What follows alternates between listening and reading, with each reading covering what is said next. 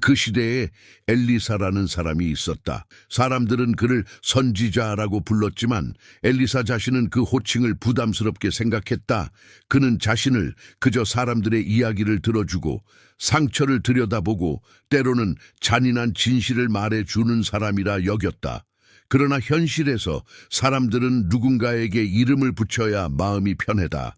그래서 그는 원하든 원치 않든 기대와 두려움이 섞인 시선 속에서 살아가게 되었다. 엘리사가 살던 도시는 사마리아에서 그리 멀지 않은 곳이었다. 언덕과 계곡이 교차하고 낮에는 먼지가, 밤에는 찬 기운이 골목을 지나갔다. 시장이 열리는 날이면 올리브 기름 냄새, 구운 빵 냄새, 말린 생선 냄새가 섞여 공기를 채웠다. 아이들은 골목을 뛰어다녔고 장사꾼들은 목청을 높였다. 눈가에는 밤새 잠을 제대로 자지 못한 사람이 가진 그 특유의 붉은 기운이 돌고 있었다. 무슨 일인가? 엘리사가 걸음을 멈추고 물었다. 제 아내입니다. 남자가 말했다. 선생님, 제발 한 번만 와주십시오.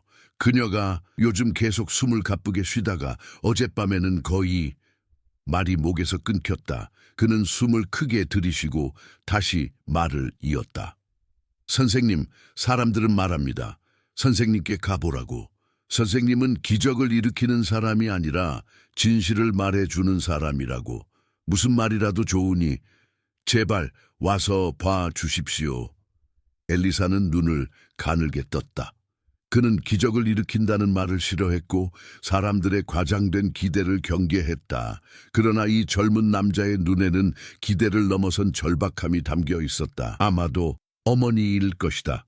그녀는 눈가를 훔치며 고개를 들었다. 선생님이십니까? 그녀의 목소리는 쉬어 있었다. 엘리사는 곁에 다가가 조용히 고개를 끄덕였다. 그는 누워있는 여인의 손을 살며시 들어보았다. 손은 가벼웠고 차가웠다. 맥은 느렸지만 아직 완전히 끊기지는 않았다. 그는 손을 내려놓고 젊은 남자를 바라보았다. 언제부터 이랬느냐? 몇 달 전부터 조금씩 숨이 가빠졌습니다. 남자가 말했다. 처음에는 일을 너무 많이 해서 그런 줄 알았습니다. 물 깃고 곡식 깔고 아이를 돌보고. 우리는 도움이 올 만한 집안이 아니니까요. 그러다 점점 더 심해졌습니다. 걸음을 조금만 걸어도 숨을 못 쉬겠다고 하고 밤마다 가슴을 부여잡고 일어나고. 그의 목소리가 떨렸다. 어제는 거의 숨을 쉬지 못했습니다. 엘리사가 말했다. 너무 뜨겁지 않게 손을 담글 수 있을 정도로. 젊은 남자는 곧장 밖으로 뛰어나갔다. 방 안에는 다시 조용한 숨소리와 어머니의 억누른 울음만이 남았다. 엘리사는 조용한 목소리로 물었다. 이 여인은 무슨 걱정을 많이 했느냐? 어머니가 눈물을 훔치며 대답했다. 가난이 걱정이고 아이가 걱정이었습니다.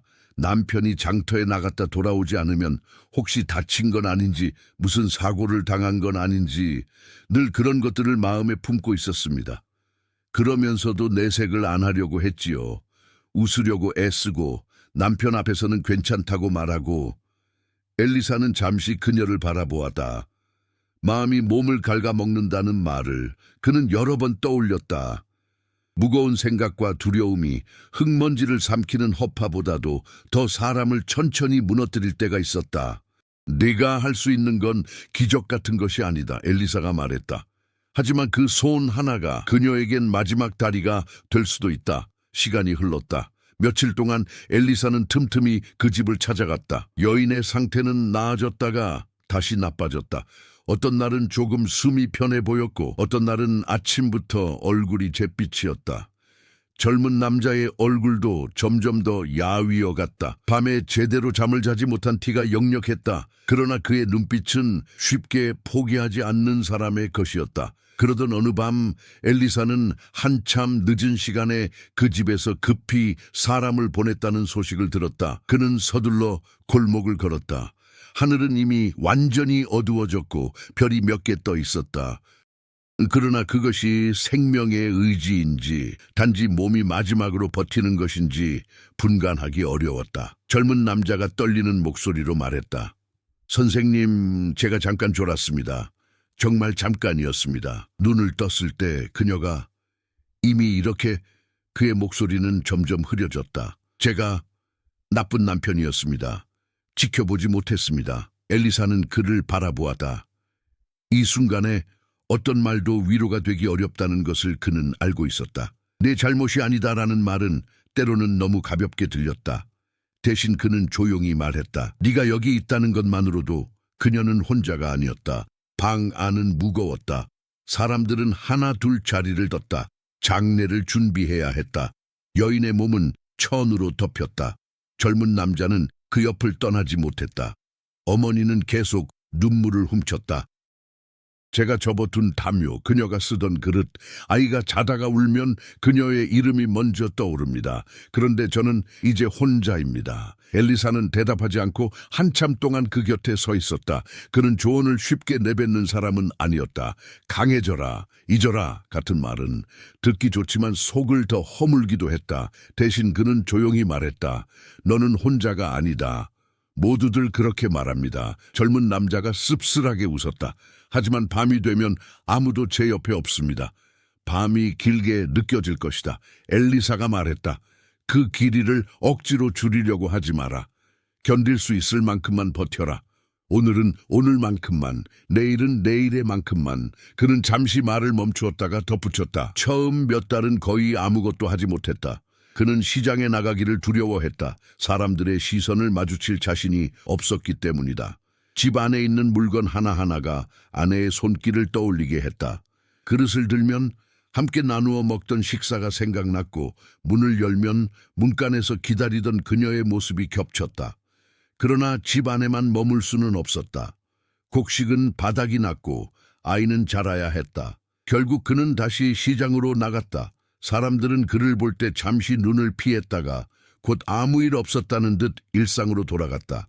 누군가는 어색한 위로의 말을 건넸고 누군가는 아무 말도 하지 않았다. 그 모든 것들이 그에게는 또 다른 무게였다. 그럴 때마다 그는 엘리사의 말을 떠올렸다. 오늘은 오늘만큼만. 도시 주변에는 다시 전쟁의 기운이 감돌기 시작했다. 이웃 나라들의 긴장이 높아졌고 국경 근처에서 작은 충돌이 이어졌다. 사람들은 다시 하늘과 성벽과 서로의 얼굴을 번갈아 바라보았다. 어느 저녁 도시 근처 들판에서는 서둘러 무덤 하나가 준비되고 있었다. 낮에 있었던 작은 전투에서 한 병사가 죽은 것이다. 그의 동료들은 해가 지기 전에 시신을 묻어야 했다. 전쟁터에서는 충분한 시간과 정성을 들인 장례를 기대하기 어려웠다. 적의 기척이 느껴지면 언제든 서둘러 움직여야 했기 때문이다. 서둘러라. 누군가가 말했다. 해가 완전히 지기 전에 끝내야 한다. 시신은 천으로 감싸져 들것에 실려 있었다. 그의 얼굴은 흙먼지에 뒤덮여 있었고 입술 사이로 마른 피가 굳어 있었다. 동료들은 지친 얼굴로 그를 들고 걸었다. 모두가 동시에 고개를 돌렸다. 어둠 속에서 희미한 그림자들이 움직이고 있었다. 먼지와 함께 금속이 부딪히는 소리도 섞여 들려왔다. 적이다. 누군가가 외쳤다. 순간 공기가 달라졌다. 긴장과 공포가 한꺼번에 사람들의 등을 밀어붙였다. 그들은 깊게 생각할 겨를이 없었다. 시신을 들고 있던 병사들이 다급히 주변을 둘러보다가 가장 가까운 동굴 무덤 입구를 발견했다. 그곳은 오래전에 누군가가 묻혔다 떠나간 자리 같았다. 안쪽은 어둡고 차가웠다. 일단 여기다 넣고 문을 막자. 한 병사가 소리쳤다. 그들은 시신을 서둘러 동굴 안으로 밀어 넣었다. 돌문을 완전히 닫을 여유는 없었다. 반쯤만 밀어놓고 모두 몸을 돌려 도망칠 채비를 했다. 말발굽 소리는 점점 가까워졌다. 땅이 미세하게 떨리기 시작했다. 동굴 안쪽 차가운 바닥 위에서 천에 감싸인 몸이 아주 미약하게 움직이고 있었다. 깊은 충격, 피로, 숨막히는 공기, 그리고 갑작스러운 체위 변화가 한꺼번에 겹친 결과였다. 전투 중 쓰러졌을 때 그 병사는 죽은 것처럼 보일 만큼 깊은 의식을 잃었을 뿐 완전히 숨이 끊긴 것은 아니었다. 그러나 전쟁터에서는 숨이 아주 희미하게라도 남아있는지 확인할 수 있는 여유조차 없었다. 차가운 땅 눌리는 가슴, 흔들리는 몸, 그 모든 자극이 그를 아주 천천히 깊은 어둠 속에서 끌어올리고 있었다. 천 안쪽에서 아주 약한 숨소리가 새어나왔다. 아직 아무도 그것이 무엇인지 몰랐다. 밖에서는 여전히 말발굽 소리가 다가오고 있었다. 병사들은 본능적으로 몸을 낮추고 숨을 죽였다. 누군가는 이 이야기를 하늘의 기적으로 여겼고 또 누군가는 그것을 전쟁의 참혹함이 낳은 오해로 보았다. 그러나 모든 소문 속에는 한 이름이 자주 등장했다. 엘리사. 사람들은 이렇게 말했다. 그가 오래전에 했던 말들을 기억하느냐? 죽음과 삶은 때로는 한 걸음 차이라 했지. 그리고 우리가 누군가를 포기하는 순간이 그 사람에게는 마지막 기회일 수도 있다고 했지. 누군가는 반문했다. 그럼 이건 엘리사가 한 일인가? 그는 그 자리에 있지도 않았는데. 그러자 다른 누군가가 대답했다. 그는 그 자리에 없었지만 그가 했던 말은 그 자리에 있었다. 살아있는 자들에게 쉽게 단정하지 말라고 했던 그 말. 때로는 우리가 죽었다고 말하는 그 순간이 그 사람에게는 마지막 싸움의 시작일 수도 있다. 도시는 다시 일상으로 돌아갔다. 그러나 어떤 사람들의 마음속에는 그 밤의 소리들이 여전히 남아 있었다. 말 발굽 소리, 돌문이 움직이는 소리, 아주 약한 숨소리, 그리고 이름 모를 병사가 천천히 몸을 일으킬 때에 떨리는 손. 그 모든 것들은 설명되지 않은 채로 남았다. 누군가는 그것을 기적이라 불렀고 또 누군가는 우연이라 했다. 그러나 엘리사는 알았다. 그 사이 어딘가에는 인간이 끝까지 이해할 수 없는 영역이 있다는 것을. 그 영역을 감히 마음대로 이름 붙이는 대신 그는 이렇게 말하고 싶었다. 죽음과 삶의 경계에서 우리가 할 수 있는 일은 많지 않다. 어떤 할아버지는 손주에게 말했다. 엘리사 선생님은 우리에게 답을 주려 하지 않으셨어. 대신 질문을 던지셨지. 너는 오늘 누구를 포기했느냐? 너는 오늘 누구의 손을 잡아 주었느냐? 그 질문들이 우리를 불편하게 만들었지만 동시에 깨어있게 했단다. 도시 한쪽에는 엘리사가 살던 작은 집이 아직 남아 있었다. 지금은 다른 사람이 살고 있었지만 사람들은 그 집 앞을 지날 때마다 잠시 걸음을 멈추곤 했다. 마치 그곳에서 무언가를 느낄 수 있을 것 같은 기대 때문이었다. 그러나 대부분의 경우 그들이 느낀 것은 그저 바람이거나 자기 자신의 기억이었다. 한편 무덤에서 살아난 병사는 여전히 도시에서 살고 있었다. 그는 이제 중년이 되었고 얼굴에는 세월의 흔적이 뚜렷했다. 그럼 엘리사 선생님이 당신을 살린 겁니까? 병사는 고개를 저었다. 엘리사 선생님이 나를 직접 살렸는지는 모른다. 그분은 이미 돌아가셨으니까. 하지만 그분이 남긴 것들이 나를 살렸다고 말할 수 있을 것 같다. 무엇을 남기셨는데요? 말씀이다. 사람을 너무 쉽게 포기하지 말라는 말씀. 죽음과 삶의 경계에서도 끝까지 손을 놓지 말라는 말씀. 그 말씀이 내가 어둠 속에서 다시 일어설 수 있게 했다. 젊은이는 한참 동안 침묵했다. 그러다 조용히 물었다. 저도 언젠가 그런 순간을 마주하게 될까요? 죽음과 삶 사이에서. 병사는 고개를 끄덕였다. 아마도 우리 모두 언젠가는 그 순간을 마주한다. 중요한 건 그때 네가 혼자가 아니라는 걸 기억하는 것이다. 어느 겨울밤 눈이 내리는 골목에서 한 노인이 추위에 떨고 있었다. 지나가던 사람들은 대부분 고개를 돌렸다. 너무 추웠고 집으로 빨리 돌아가고 싶었기 때문이다. 그러나 한 젊은 여인이 멈춰 섰다. 그녀는 자신의 외투를 벗어 노인에게 덮어주고 가까운 집으로 그를 데려갔다. 따뜻한 물과 빵 한 조각을 건넸다. 노인은 떨리는 손으로 그것을 받으며 물었다. 왜? 나 같은 사람을? 여인은 조용히 대답했다. 옛날에 누군가가 내게 그렇게 해주었으니까요. 그 장면을 우연히 지나가던 아이가 보았다. 아이는 집으로 돌아가 어머니에게 말했다. 엄마, 오늘 누나가 할아버지를 도와줬어요. 추운데 외투를 벗어주고. 어머니는 아이의 머리를 쓰다듬으며 말했다. 엘리사 선생님, 저는 당신을 직접 뵌 적은 없습니다. 하지만 당신의 이야기를 들으며 자랐습니다. 그리고 지금 저도 당신처럼 살고 싶습니다. 사람들을 쉽게 포기하지 않고 끝까지 손을 잡아주는 사람이 되고 싶습니다. 옆에 있던 여인이 눈물을 닦으며 말했다. 저는 한때 모든 것을 포기하려 했습니다. 삶이 너무 힘들었고 앞이 보이지 않았습니다. 그런데 누군가가 제 손을 잡아주었습니다. 그 사람은 선생님을 알지도 못했지만 선생님의 정신을 가지고 있었습니다. 그래서 저는 지금 여기 살아 있습니다. 그들은 한동안 침묵 속에 앉아 있었다. 바람이 불어와 무덤 위에 풀을 흔들었다. 멀리서 새 한 마리가 날아갔다. 하늘은 맑았고 햇빛은 따뜻했다. 모든 것이 평범한 봄날처럼 보였다. 할머니, 저도 그렇게 살 수 있을까요? 할머니는 웃으며 아이의 손을 꽉 잡았다. 물론이지, 네가 원한다면. 해가 서쪽으로 기울기 시작했다. 사람들은 하나둘 자리에서 일어났다. 그들은 무덤에 작은 돌 하나씩을 올려놓고 천천히 발걸음을 돌렸다. 도시로 돌아가는 길은 조용했다. 그러나 그들의 마음속에는 무언가가 새롭게 자리 잡고 있었다. 그날 밤 도시 한쪽 작은 집에서 병사는 창밖을 바라보고 있었다. 그는 이제 많이 늙었다. 머리카락은 완전히 하얗게 변했고 허리도 굽었다. 그러나 그의 눈빛은 여전히 살아있었다. 그는 자신의 삶을 돌아보았다. 나는 한 번 죽을 뻔했다. 아니 어쩌면 정말 죽었을지도 모른다. 하지만 나는 다시 일어났다.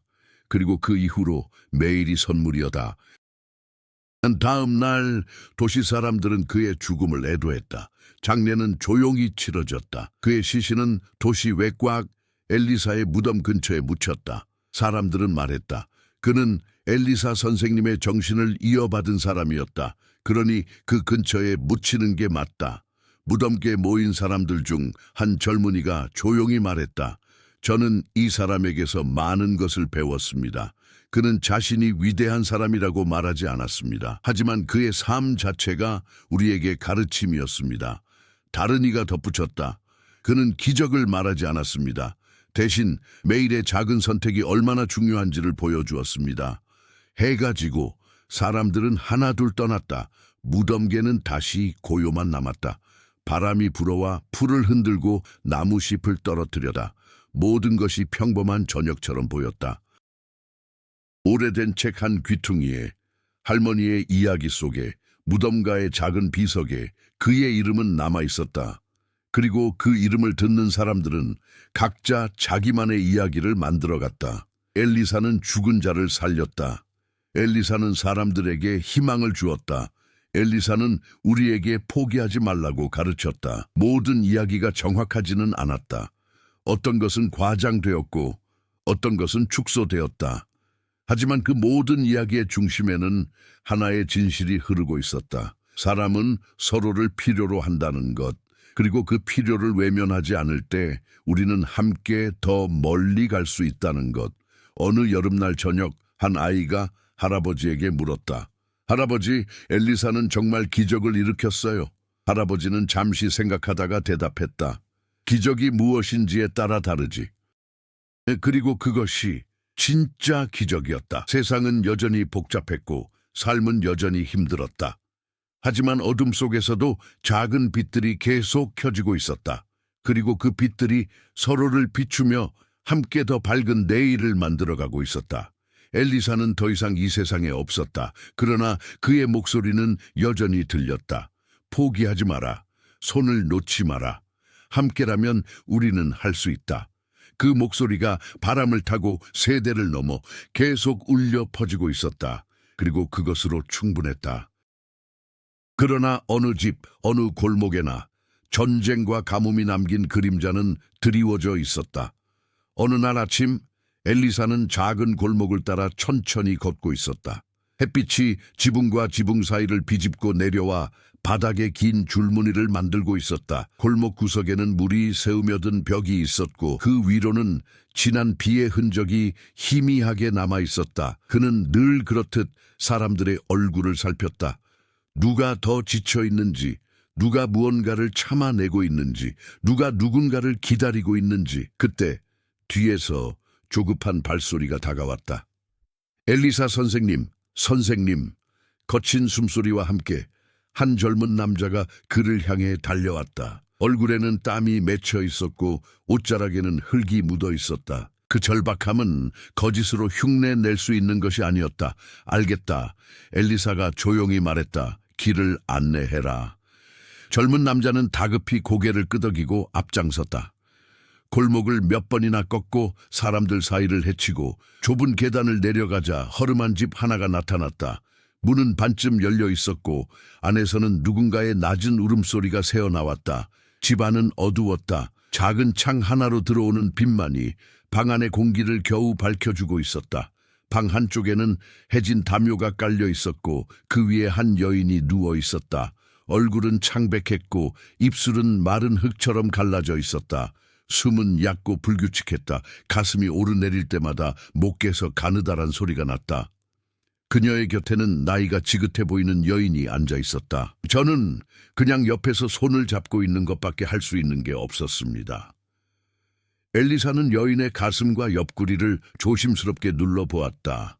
새가 빠르게 숨을 쉬듯 얕고 자주 움직이는 호흡. 가슴 안쪽에서 나는 약한 쌕쌕거림. 그는 오래전 들었던 어떤 병자의 호흡과 겹쳐보았다.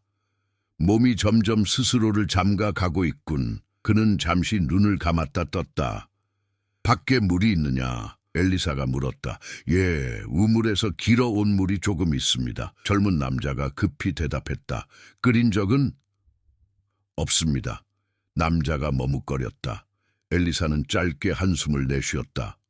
몸이 약해진 사람에게 오염된 물은 또 다른 칼이 될 수 있었다. 그러나 지금 이 집안은 그럴 여유조차 없었다. 물을 데워 오너라. 물이 준비되었다. 엘리사는 천으로 여인의 입술을 적셨다. 마른 흙처럼 갈라진 입술이 조금씩 부드러워졌다. 그는 여자의 머리 밑에 접은 옷을 더 넣어 고개가 약간 더 높이 들리도록 했다. 지금 이 여인은 숨 쉬는 것 하나에도 싸우고 있다. 엘리사가 조용히 말했다. 너희가 할 수 있는 건 그 싸움을 조금 덜 힘들게 만들어주는 것이다. 그날 엘리사는 그 집에서 한참을 머물렀다. 그는 젊은 남자에게 호흡을 돕는 방법을 알려주었다. 여인의 몸을 옆으로 조금 돌려 숨이 덜 막히게 하는 법. 갑자기 숨이 멈춘 것처럼 보일 때 당황하지 않고 가슴을 부드럽게 눌러주는 법. 그리고 무엇보다 옆에서 손을 잡고 있는 법. 그러나 그의 눈에는 별이 보이지 않았다. 집 앞에 다다랐을 때 문은 활짝 열려 있었고 안에서는 무거운 침묵이 흘러나오고 있었다. 방 안에는 몇 사람이 모여 있었다.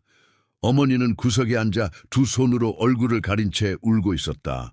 젊은 남자는 바닥에 무릎을 꿇고 있었다. 그 앞에는 이미 움직임이 멈춘 여인이 누워 있었다. 눈은 감겨 있었고 입가에는 더 이상 호흡의 기운이 보이지 않았다. 엘리사는 천천히 다가갔다. 여인의 손을 들어보았다. 완전히 싸늘해진 건 아니었지만 맥은 거의 느껴지지 않았다. 가슴에 귀를 대보았다. 아주 긴 어둠 속에 간신히 숨이 이어지는 듯한 기척이 있었다. 그날 밤 엘리사는 집으로 돌아가며 하늘을 올려다보았다. 눈에 보이는 별은 많지 않았지만 그는 눈을 감고 한숨을 내쉬었다.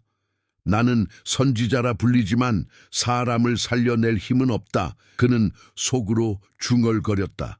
내가 할 수 있는 건 곁에 서 있는 것뿐이다. 그런데 사람들은 자꾸만 그 이상을 바라본다. 며칠 뒤 여인의 장례가 치러졌다. 도시 외곽 작은 동굴 무덤에 조용히 시신이 안치되었다. 주변에는 다른 무덤들도 흩어져 있었다. 오래전에 묻힌 자들, 이름도 잊힌 자들. 젊은 남자는 무덤 앞에서 한참을 서 있었다. 바람이 옷자락을 스우쳤지만 그는 움직이지 않았다. 이제 어떻게 살아야 할지 모르겠습니다. 그가 엘리사에게 말했다. 집에 돌아가도 방 안 모든 것이 그녀를 떠올리게 합니다. 네오는 언젠가 이 무덤을 떠나 집으로 돌아가게 될 것이다. 처음에는 발걸음이 너무 무거워서 몇 걸음마다 멈추고 싶을 것이다. 그래도 걸어라. 넘어진다면 다시 일어나라. 누가 손을 내밀지 않으면 네가 스스로 바닥을 짚고 일어서라. 그것도 살아있는 자만이 할 수 있는 일이다. 젊은 남자는 눈을 감았다 떴다. 눈가에 눈물이 맺혀 있었다. 그러나 그는 고개를 끄덕였다. 알겠습니다. 시간은 사람의 슬픔을 완전히 지우지는 못하지만 모양을 바꾸어 간다. 처음엔 날카로운 칼처럼 살을 파고들다가 어느 순간부터는 무거운 돌처럼 가슴 위에 얹혀 있다. 때로는 그 무게에 숨이 막히지만 사람은 그 돌을 올려둔 채로도 걸을 수 있게 된다. 젊은 남자의 삶도 그랬다. 그래서 그는 하루를 잘 견뎌냈으면 그것만으로 자신에게 작은 칭찬을 해주려 했다. 그래, 오늘은 버텼다. 그렇게 말하면서 아이가 잠든 얼굴을 바라보았다. 한편 엘리사는 여전히 도시를 돌아다니며 사람들의 이야기를 듣고 있었다. 어떤 날은 농부의 손마디를 들여다보았고, 어떤 날은 과부의 장바구니를 들어주었고, 어떤 날은 병든 아이의 이마에 손을 얹었다. 사람들은 그에게 기적을 기대했지만 그는 할 수 있는 선을 알고 있었다.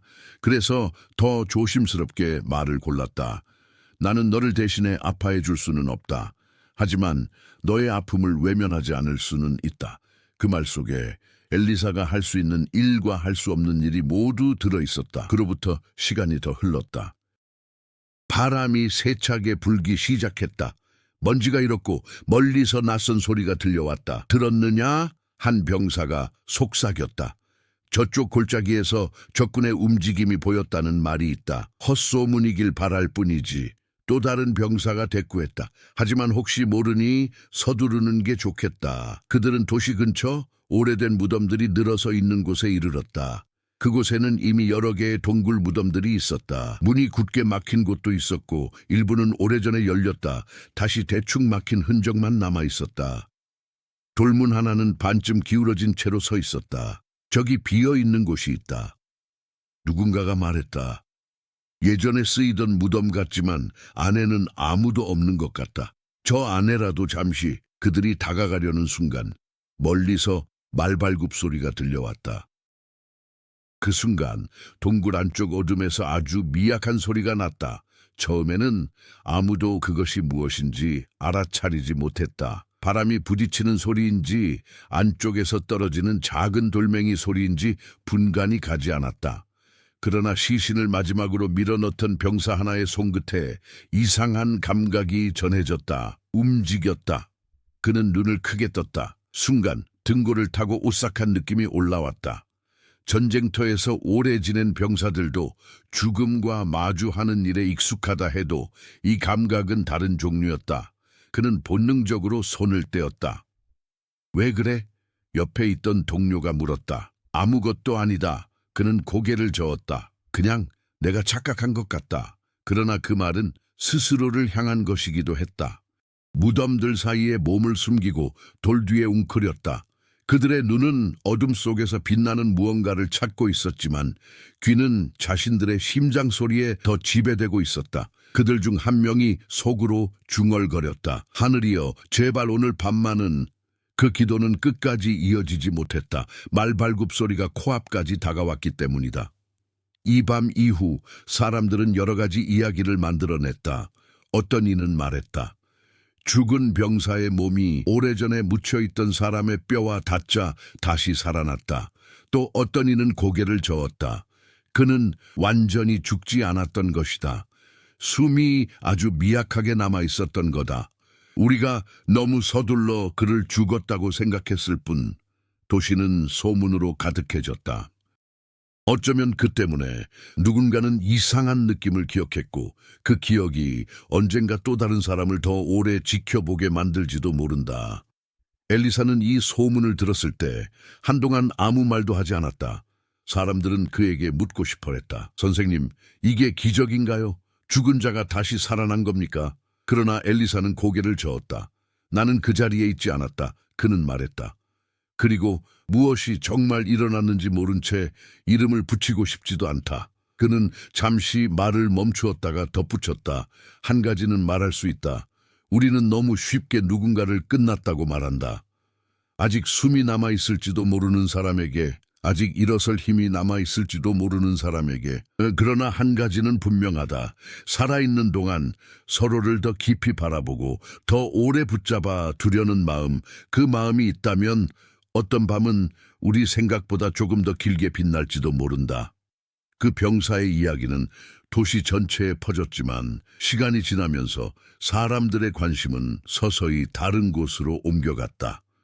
전쟁은 여전히 국경 근처를 위협했고 가뭄은 또다시 찾아왔으며 장터의 물가는 계속 올랐다. 살아가는 일 자체가 하루하루 전쟁이었다. 기적 같은 이야기는 사람들의 입에서 점점 더 희미해졌다. 남은 것은 일상이었다. 그리고 그 일상 속에서 사람들은 여전히 서로를 원망하고 때로는 붙잡고 또 때로는 놓아버렸다. 그러나 엘리사의 이름은 완전히 사라지지 않았다. 특히 나이 든 세대는 여전히 그를 떠올렸다. 그러나 그의 눈빛은 여전히 또렷했다. 사람들은 그를 볼 때마다 속삭였다. 저 사람이 그 병사야. 죽었다가 다시 살아난. 그러나 그는 더 이상 그 이야기를 하지 않았다.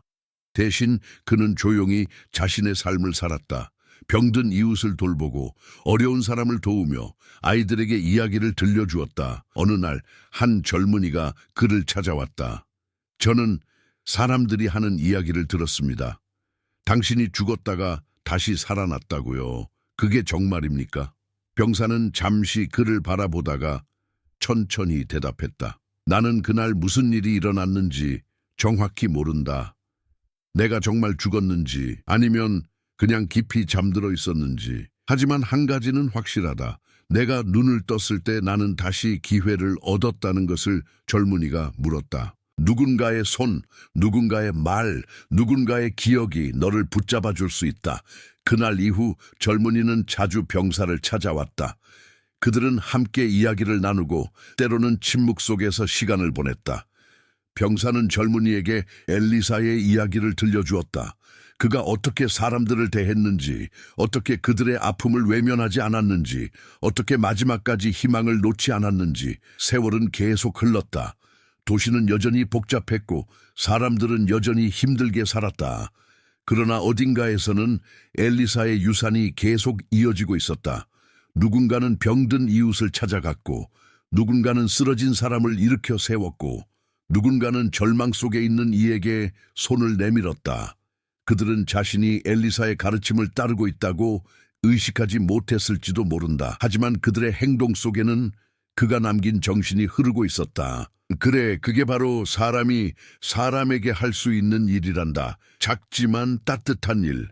이런 작은 순간들이 도시 곳곳에서 일어나고 있었다. 큰 기적은 아니었다. 하늘에서 불이 내려오거나 바다가 갈라지는 일은 없었다.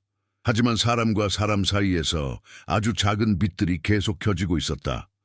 그리고 그 빛들이 어둠을 조금씩 밀어내고 있었다. 어느 봄날 도시 외곽의 무덤계 한 무리의 사람들이 모여 있었다. 그들은 엘리사의 무덤 앞에 서 있었다. 오래전 병사가 그곳에서 깨어난 이후로 이 무덤은 사람들에게 특별한 의미를 갖게 되었다. 어떤 이는 이곳을 성스러운 장소라 여겼고 어떤 이는 그저 조용히 생각에 잠기는 장소로 찾았다.